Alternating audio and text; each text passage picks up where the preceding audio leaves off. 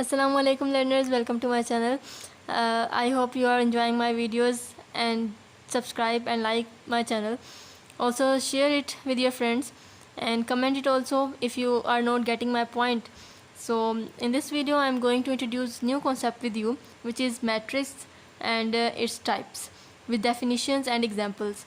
So first of all, remember one thing, that when you give the definition of any quantity, you will have to give example as well. If you did not give the example, you will lose your marks, so remember it. The first definition is matrix. The first definition is a matrix, which is an array of rows and columns enclosed in a bracket is called matrix. मतलब कि ऐसा set जो कि एक रोज़ और columns की form में bracket के अंदर मौजूद हो, उसे हम मैट्रिक्स कहते हैं. So for example A is equal to this 3 1 2 4, B is this, T is this. अब इसमें करते क्या हैं, आप इसमें 3-4 चीज़ नोट करने वाली ये हैं कि सबसे पहले तो मैट्रिक्स को डिनोट किया जाता है कैपिटल लेटर्स से.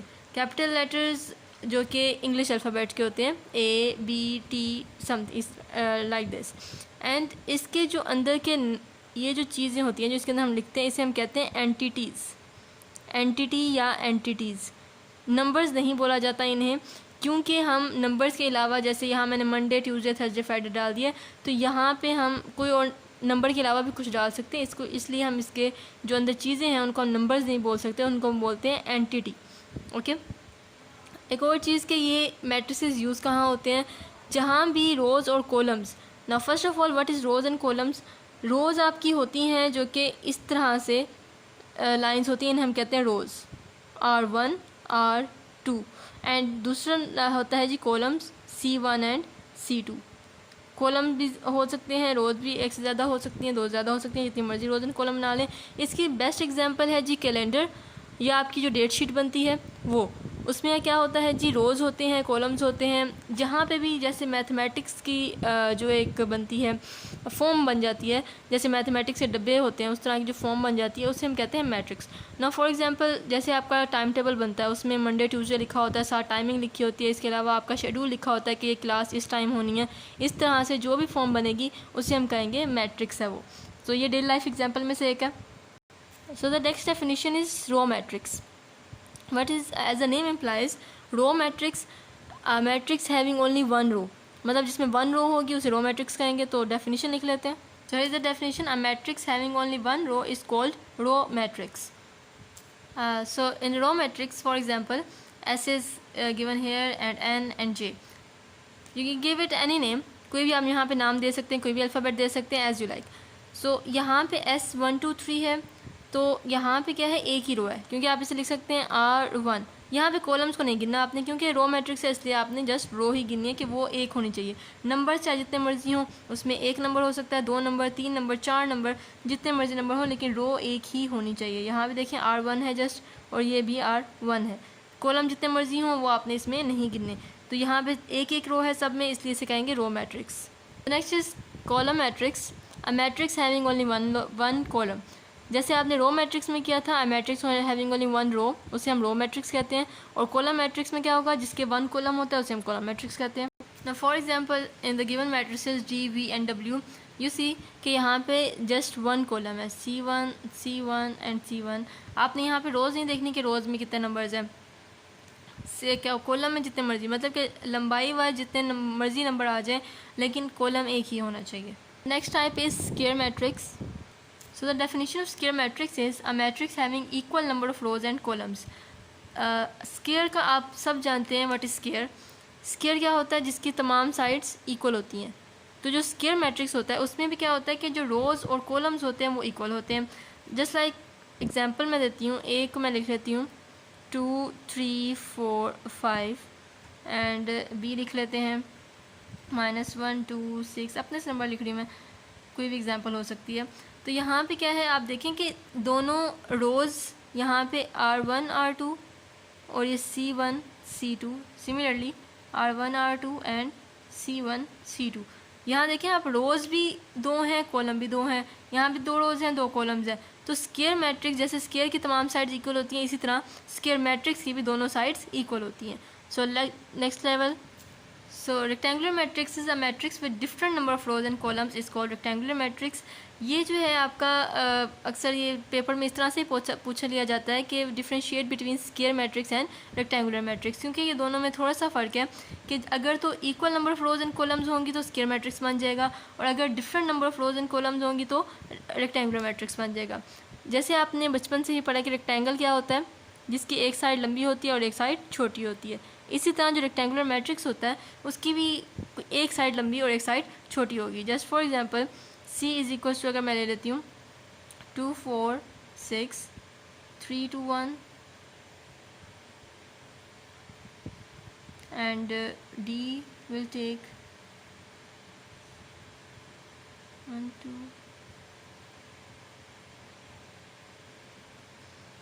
Just like that. यहाँ पे देखें आपका जो रोज़ हैं वो दो हैं, R1 R2 है, ये C1 C2 C3। सिमिलरली है R1 R2 R3 and C1 C2।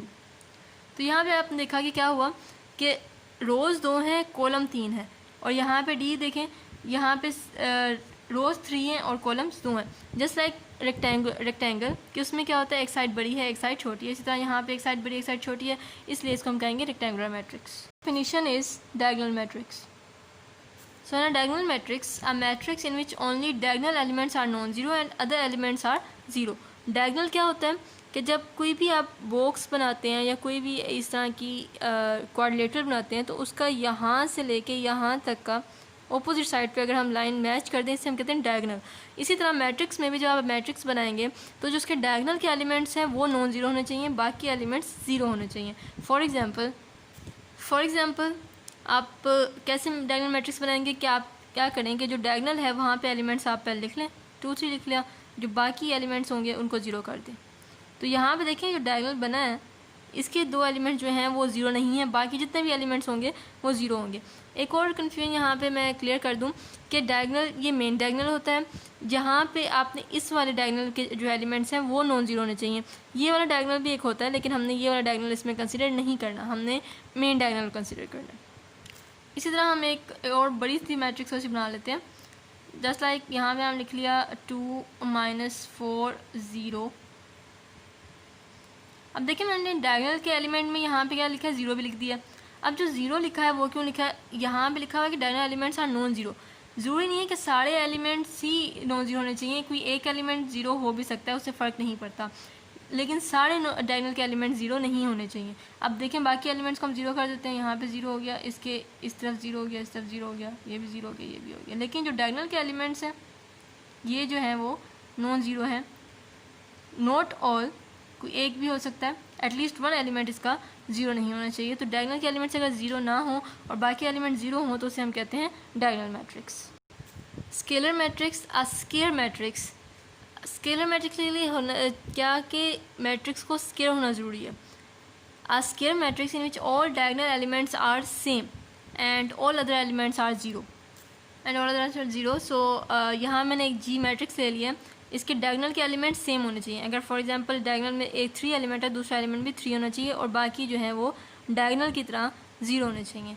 इसी तरह हम एक और मैट्रिक्स ले लेते हैं, फॉर एग्जांपल जे मैट्रिक्स में लेती हूँ, उसमें मैं कोई भी नंबर ले लेती हूँ, -4 ले लिया, तो दूसरा नंबर भी क्या होना चाहिए, -4 होना चाहिए। और अगर 3 का बड़ा मैट्रिक्स है तो उसमें भी तीसरा नंबर भी -4 होना चाहिए और बाकी एलिमेंट्स क्या होने चाहिए, ज़ीरो होने चाहिए।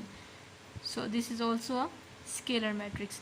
स्केलर इस तरह याद रखें कि जी स्केलर है तो same, S for scalar S for same. तो स्केलर मैट्रिक्स में क्या होगा कि जो डायगोनल के एलिमेंट्स हैं वो सारे सेम होंगे और बाकी एलिमेंट्स ज़ीरो होंगे। So listeners, the next is unit matrix. A scalar matrix in which all diagonal elements are 1 and other elements are 0। तो ये भी एक डायगोनल मैट्रिक्स की तरह की ही है, लेकिन इसमें क्या होता है कि जो डायगोनल के एलिमेंट्स हैं वो 1 होने चाहिए। So let's take any matrix 1 1, here the diagonal elements are 1 and the other elements should be 0. Similarly, in another matrix we'll take 1 1 1 and the other elements are 0. So this is called unit matrix, और इसे हम एक और नाम देते हैं identity matrix.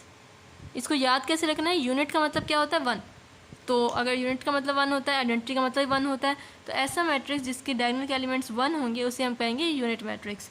So listeners, ये जो 3 मैट्रिक्सेस हैं, the diagonal matrix, scalar matrix and unit matrix, इसमें थोड़ा सा फ़र्क है। डायगोनल एलिमेंट्स में क्या होना चाहिए कि डायगोनल एलिमेंट्स में, जो डायगोनल मैट्रिक्स में है उसके डायगोनल एलिमेंट्स नॉन जीरो होने चाहिए, बाकी सारे जीरो होने चाहिए। बाकी सारे जीरो तीनों में ऐसा ही है, लेकिन पहले में क्या डिफरेंस है कि डायगोनल एलिमेंट्स नॉन जीरो होने चाहिए। स्केलर में क्या होना चाहिए, डायगोनल के एलिमेंट्स सेम होने चाहिए, और यूनिट में क्या होना चाहिए, डायगोनल के एलिमेंट्स 1 होने चाहिए। The next type is zero और null matrix. A matrix in which all elements are zero is called zero और नल मैट्रिक्स। जैसे कि इसका नाम है वैसे ही इसकी डेफिनेशन है कि जीरो मैट्रिक्स क्या होता है, जिसके सारे एलिमेंट्स जीरो होते हैं। फॉर एग्जांपल ये मैंने मैट्रिक्स लिए हैं 0 0, इसके देखें सारे जो एलिमेंट्स हैं वो एंटिटीज़ जो हैं वो ज़ीरो हैं। इसको हम डिनोट करते हैं ओ से, रिप्रेजेंट इसको ओ से किया जाता है। जैसे बाकी मैट्रिक्स को तो आप किसी भी नंबर से कर सकते हैं, लेकिन इस मैट्रिक्स को ओ से डिनोट किया जाता है। Okay listeners, what is symmetric matrix? If in a square matrix A, इसका मतलब ये है कि सिमेट्रिक मैट्रिक्स को सिमेट्रिक होने के लिए मैट्रिक्स को स्क्वायर उसका होना पहले ज़रूरी है।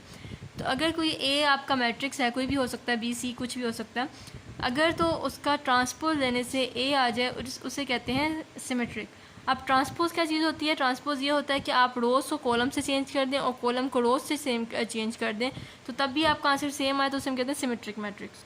ओके जी, यहाँ मैंने एक मैट्रिक्स ले लिया ए, -1 2 2 और 4। अब इसका जब हम ट्रांसपोज लेंगे, ए ट्रांसपोज में हमने क्या करना है? ओके जी, जैसे यहाँ पे है कि ए ये है रोज़ और ये हैं इसके कॉलम्स। आपने क्या करना है कि जो रोज़ हैं उनको कॉलम बना देना है। तो ये वाली रो को, जैसे -1 2 है, इसको हम इस तरह करते हैं -1 2, और जैसे ये रो है इसको हम इस तरह सीधा कर देते हैं 2 4। अब आप देखें कि ए ट्रांसपोज और ए में दोनों में फ़र्क नहीं है। इस तरह ये आ गया ए ट्रांसपोज ए के इक्वल। सो ये मैट्रिक्स क्या है? सिमेट्रिक है।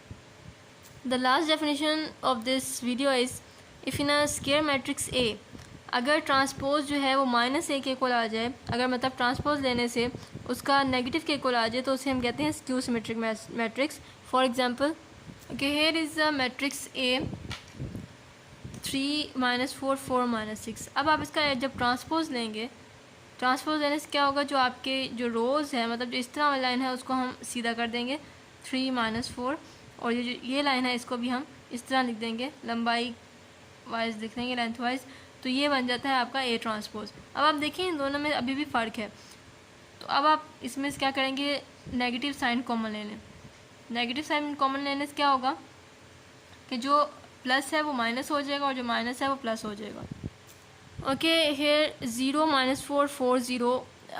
ज़रूरी नहीं है कि हर मैट्रिक्स स्क्यू सिमेट्रिक हो, इसलिए यहाँ पे थोड़ी सी जो मैट्रिक्स है वो डिफरेंट बनेगी। तो अब इसका जब ट्रांसपोज देंगे, जो आपके इस तरह रोज़ हैं उनको आपने कॉलम में कन्वर्ट करना है, 0 -4 हो जाएगा, और इस रो को भी आप कॉलम में करेंगे तो ये 4 0 हो जाएगी। अब जब आप इसका नेगेटिव कॉमन लेंगे तो ये आ जाएगा, जो माइनस है वो प्लस हो जाएगा, जो प्लस है वो माइनस हो जाएगा। यहाँ पे आ जाएगा -4, और ये -4 है तो ये +4 हो जाएगा, और ये 0 0 ही रहेगा। अब आप देखेंगे जो -a ट्रांसपोज है और जो ए शुरू वाला मैट्रिक्स था, ये दोनों अब सेम आ गए। इसका मतलब ये है कि A transpose equals to -a आ गया, इसलिए जो आपका गिवन मैट्रिक्स है जो आपने कंसिडर किया है वो आपका स्क्यू सिमेट्रिक मैट्रिक्स है। So learners, this was the introduction of matrix with definition and types. So if you like this video, kindly like and subscribe and share to your friends. Thank you so much.